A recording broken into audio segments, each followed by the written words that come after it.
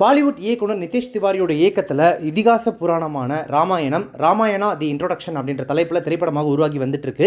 படத்தை 2 பாகங்களாக எடுக்க திட்டமிட்டிருக்கிறதா அப்போதே அறிவிச்சிருந்தாங்க.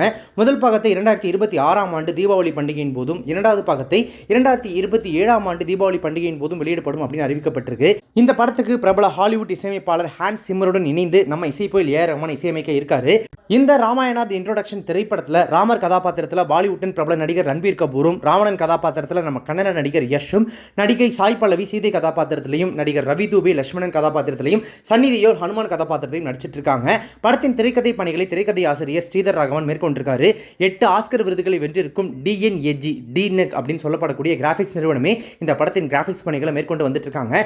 இந்த நிலையில் இந்த படத்தின் முதல் வீடியோவை படக்குழு வெளியிட்டிருக்காங்க.